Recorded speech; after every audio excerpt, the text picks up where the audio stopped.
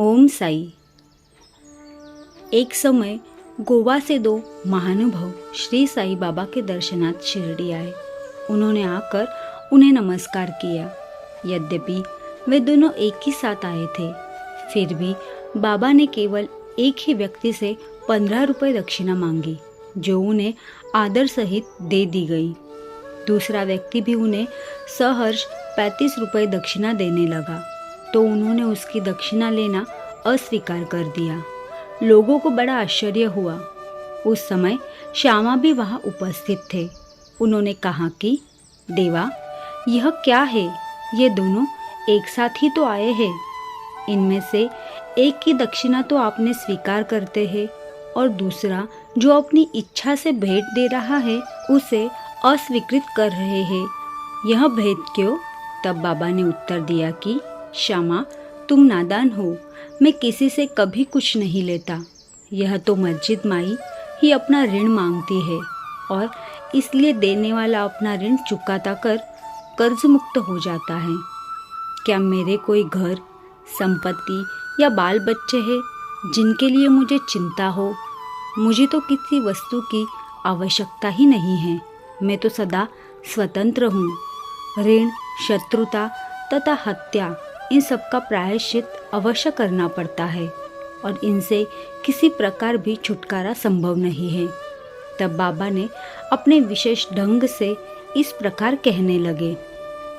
अपने जीवन के पूर्वार्धात ये महाशय निर्धन थे।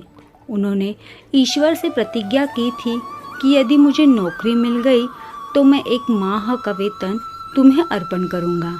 इन्हें 15 रुपये माहवार की एक नौकरी मिल गई। फिर उत्तरोत्तर उन्नति होते होते 30, 60, 100, 200 और अंत में 700 रुपये तक मासिक वेतन हो गया। परंतु समृद्धि पाकर ये अपना वचन भूल गए और उसे पूरा न कर सके। अब अपने शुभ कर्मों के ही प्रभाव से इन्हें यहाँ तक पहुँचने का सौभाग्य प्राप्त हुआ है।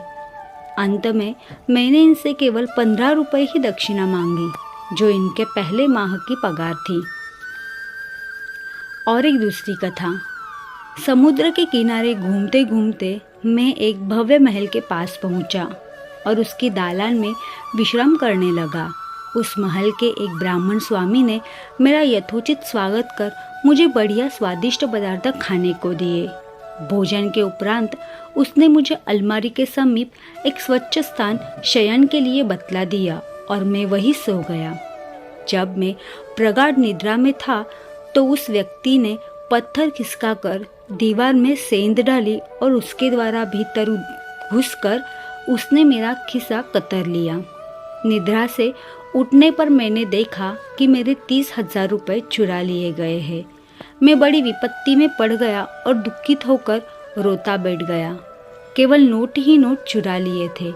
इसलिए मैंने सोचा कि यह कार्य उस ब्राह्मण के अतिरिक्त और किसी का नहीं है। मुझे खाना पीना कुछ भी अच्छा न लगा और मैं एक पखवाड़े तक दालन में ही बैठे बैठे चोरी का दुख मनाता रहा। इस प्रकार 15 दिन व्यतीत होने पर रास्ते से जाने वाले एक फकीर ने मुझे दुख से बिलखते देखकर मेरे रोने का कारण पूछा। तब मैंने सब हाल उससे कह दिया।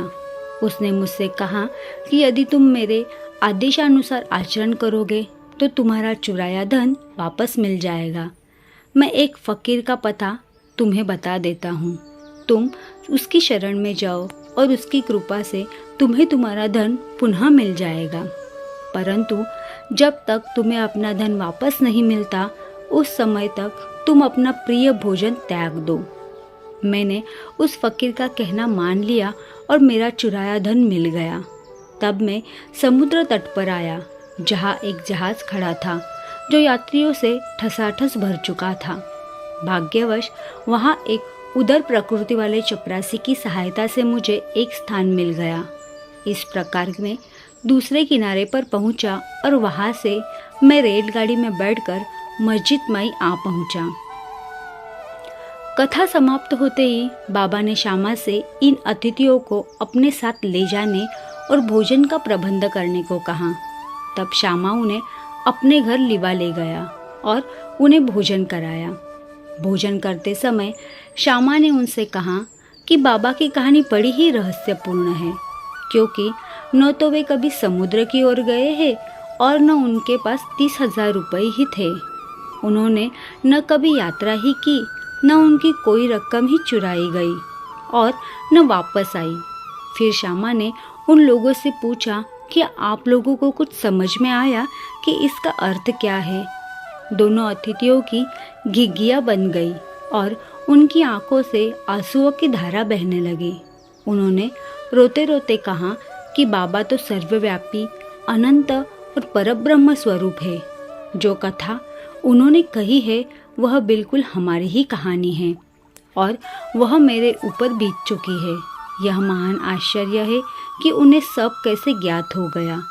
भोजन के उपरांत हम इसका पूर्ण विवरण आपको सुनाएंगे। भोजन के पश्चात पान खाते हुए उन्होंने अपनी कथा सुनाना प्रारंभ कर दिया। उनमें से एक ने कहा, घाट में एक पहाड़ी स्थान पर हमारा निवास स्थान है। मैं अपने जीवन निर्वाह के लिए नौकरी ढूंढने गोवा आया। तब मैंने भगवान दत्तात्रेय को वचन दिया था कि यदि मुझे नौकरी मिल गई तो मैं तुम्हें 1 माह की पगार भेंट चढ़ाऊंगा। उनकी कृपा से मुझे 15 रुपये मासिक की नौकरी मिल गई और जैसा कि बाबा ने कहा उसी प्रकार मेरी उन्नति हुई। मैं अपना वचन बिल्कुल भूल गया था। बाबा ने उसकी स्मृति दिलाई और मुझसे 15 रुपये वसूल कर लिए। आप लोग इसे दक्षिणा न समझे, यह तो एक पुराने ऋण का भुगतान है तथा दीर्घकाल से भूली हुई प्रतिज्ञा आज पूर्ण हुई है। यथार्थ में बाबा ने कभी किसी से पैसा नहीं मांगा और न ही अपने भक्तों को ही मांगने दिया। वे आध्यात्मिक उन्नति में कांचन को बाधक समझते थे और भक्तों को उसके पास से सदैव बचते रहते थे। भगत मालसापति इसके उदाहरण स्वरूप है। वे बहुत निर्धन थे और बड़ी कठिनाई से ही अपना जीवन बिताते थे। बाबा उन्हें कभी पैसा मांगने नहीं देते थे और न ही वे अपने पास ही दक्षिणा में से उन्हें कुछ देते थे। एक बार एक दयालु और सहृदय व्यापारी हंसराज ने बाबा की उपस्थिति में ही एक बड़ी रकम मालसापति को दे दी, परंतु बाबा ने उनसे उसे अस्वीकार कहने को कह दिया। अब दूसरा अतिथि अपनी कहानी सुनाने लगा। मेरे पास एक ब्राह्मण रसोइया था जो गत 35 वर्षों से ईमानदारी से मेरे पास काम करता आया था। बुरी आदतों में पड़कर उसका मन पलट गया और उसने मेरे सब रुपए चोरी कर लिए। मेरी अलमारी दीवार में लगी थी और जिस समय हम लोग गहरी नींद में थे उसने पीछे से पत्थर हटाकर मेरे सब 30,000 रुपये के नोट चुरा लिए। मैं नहीं जानता कि बाबा को यह ठीक ठीक धनराशि कैसे ज्ञात हुई। मैं दिन रात सोता रहता और दुखी रहता था। एक दिन जब मैं इसी प्रकार निराश और उदास होकर बरामदे में बैठा था, उसी समय रास्ते से जाने वाला एक फकीर ने मेरी स्थिति जानकर मुझसे इसका कारण पूछा। मैंने उसे सब हाल कह सुनाया।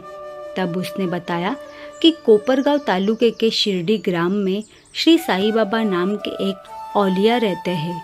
उन्हें वचन दो तथा अपना रुचकर भोज्य पदार्थ त्याग मन में कहो कि जब तक मैं तुम्हारा दर्शन न कर लूँगा उस पदार्थ को कदापि नहीं खाऊंगा। तब मैंने चावल खाना छोड़ दिया और बाबा को वचन दिया, बाबा जब तक मुझे तुम्हारे दर्शन नहीं होते तथा मेरी चुराई गई धनराशि नहीं मिलती तब तक मैं चावल ग्रहण न कर पाऊंगा। इस प्रकार जब 15 दिन बीत गए तब वह ब्राह्मण स्वयं ही आया और सब धनराशि लौटाकर क्षमा याचना पूर्वक कहने लगा कि मेरी मति भ्रष्ट हो गई थी, जो मुझसे अपना ऐसा अपराध बन गया है। मैं आपके पैर पड़ता हूँ, मुझे क्षमा करे। इस प्रकार सब ठीक ठाक हो गया।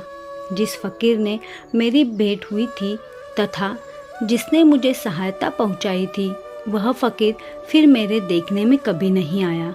मेरे मन में श्री साईं बाबा के दर्शन की, जिनके लिए फकीर ने मुझसे कहा था, बड़ी तीव्र उत्कंठा हुई। मैंने सोचा कि जो फकीर मेरे घर पर आया था वह साईं बाबा के अतिरिक्त अन्य कोई नहीं हो सकता, जिन्होंने मुझे कृपा कर दर्शन दिए और मेरी इस प्रकार सहायता की। उन्हें 35 रुपए का लालच कैसे हो सकता है? इसके विपरीत में अहेतुक की आध्यात्मिक उन्नति के पथ पर ले जाने का पूरा प्रयत्न करते हैं। जब चोरी गई राशि मुझे पुनर्प्राप्त हो गई, तब मेरे हर्ष का पारावर न रहा। मेरी बुद्धि भ्रमित हो गई और मैं अपना वचन भूल गया। कुलाबा में एक रात्रि को मैंने साईं बाबा का स्वप्न में देखा। तभी मुझे अपनी शिरडी यात्रा के वचन की स्मृति हो आई। मैं गोवा पहुंचा और वहां से एक स्टीमर द्वारा बम्बई पहुंचकर शिरडी जाना चाहता था, परंतु जब मैं किनारे पर पहुंचा तो देखा कि स्टीमर खचाखच भर चुका है और उसमें बिल्कुल भी जगह नहीं है। कैप्टन ने तो मुझे चढ़ने न दिया, परंतु एक अपरिचित चपरासी के कहने पर मुझे स्टीमर में बैठने की अनुमति मिल गई और मैं इस प्रकार बम्बई पहुंचा। फिर रेलगाड़ी में बैठकर यहाँ पहुंच गया। बाबा के सर्वव्यापी और सर्वज्ञ होने में मुझे कोई शंका नहीं है। देखो तो हम कौन हैं और हमारा घर। हमारे भाग्य कितने अच्छे हैं कि बाबा हमारी चुरा गई राशि वापस दिलाकर हमें यहाँ खींचकर लाए हैं। आप शिरडीवासी हम लोगों की अपेक्षा सहस्त्र गुना श्रेष्ठ और भाग्यशाली है, जो बाबा के साथ हंसते खेलते मधुर भाषण करते और कई वर्षों से उनके समीप रहते हो। यह आप लोगों के गत जन्मों के शुभ संस्कारों का ही प्रभाव है, जो कि बाबा को यहाँ खींच लाया है। श्री साईं हमारे लिए दत्त है। उन्होंने ही हमसे प्रतिज्ञा कराई तथा जहाज में स्थान दिलाया और हमें यहाँ लाकर अपनी सर्वव्यापकता और सर्वज्ञता का अनुभव कराया। ओम साई।